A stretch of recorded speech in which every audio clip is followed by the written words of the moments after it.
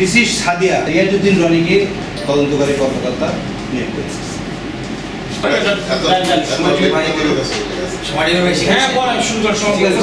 মিজমিজি বাতানপাড়া এলাকায় একটি চাঞ্চল্যকর হত্যাকাণ্ড সংঘটিত এবং তার ব্যবহৃত সাদিয়া ব্যবহৃত মোবাইল ফোন এবং কিছু আসবাবপত্র নিয়ে আত্মগোপন 23 এর বড় ভাই রিয়াজ মোল্লা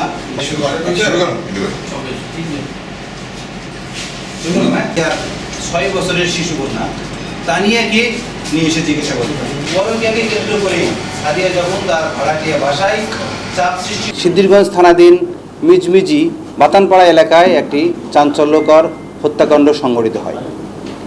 উক্ত হত্যাকাণ্ডে ডিসিস্ট সাদিয়া 23 এর বড় ভাই রিয়াজ মোল্লা বাদী হয়ে সিদ্ধিরগঞ্জ থানার মামলা নং 25 তারিখ 15/7/26 ধারা 302/34 দণ্ডবিধি দায়ের করেন।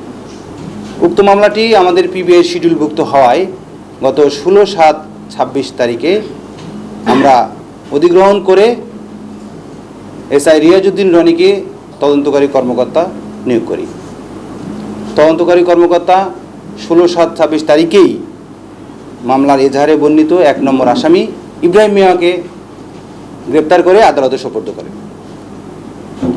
উক্ত আসামি থেকে প্রাপ্ত তথ্য প্রযুক্তি বিশ্লেষণ এবং ঘটনাস্থল থেকে প্রাপ্ত সিসি ফুটেজে দেখা যায় ডিসিস সাদিয়া 23 ভাড়াটিয়া বাসায় একজন ক্যাপ পরিহিত ব্যক্তি আসা যাওয়া করে, প্রায়ই আসা যাওয়া করতো, এমনকি সেই দিনও আসা যাওয়া করেছে।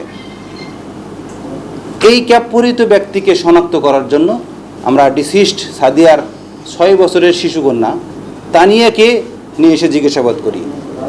তানিয়াকে সিসি ফুটেজ দেখানোর পর বলে যে এই ব্যক্তি আরিয়ান চাচ্চু বলে জানায়। তৎক্ষণিক আমার তদন্তকারী কর্মকর্তা সাদিয়ার ব্যবহৃত একটি টিকটক আইডি থেকে ছবি ওই বাচ্চাটিকে দেখালে বলে এটাই তো আমার সেই আরিয়ান চাচ্চু, যে আমাদের বাসায় প্রায়ই আসা যাওয়া করে, এমনকি রাতেও থাকে।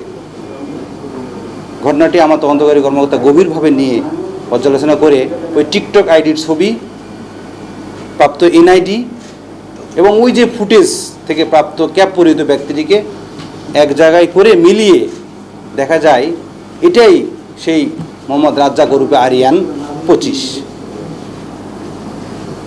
এরপরই তথ্য প্রযুক্তির সহযোগিতায় আমরা গত 21/7/26 তারিখে ঢাকার কেরানীগঞ্জ থানার জিঞ্জিরা এলাকা থেকে ওই ক্যাপ পরিহিত আরিয়ানকে গ্রেপ্তার করতে সক্ষম হই। গ্রেপ্তারকৃত ব্যক্তি আরিয়ানকে জিজ্ঞাসাবাদ করলে ডিসি সাদিয়ার সাথে তার পরকীয়ার সম্পর্কে লিপ্ত থাকার বিষয়টি স্বীকার করে এবং এই পরকীয়াকে কেন্দ্র করেই সাদিয়া যখন তার ভাড়াটিয়া বাসায় চাপ সৃষ্টি করে যে তুমি আমাকে বিয়ে করছো না কেন, এই কথা কাটাকাটির জের ধরেই সাদিয়া একটি চড় মারে। এই চড় মারার পরে তাদের ধস্তাধস্তিটা বেড়ে যায়। এক পর্যায়ে এই আসামি আরিয়ান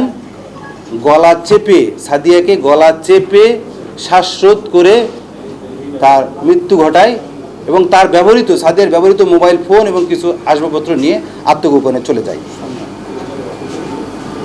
উক্ত বিষয়ে আসামিকে আমরা জিজ্ঞাসাবাদ করে এই তথ্যগুলো নিশ্চিত হই। আরিয়ানকে জিজ্ঞাসাবাদ করলে প্রেমিকা ডিসিস্ট সাদিয়া 23কে হত্যাকাণ্ডের কথা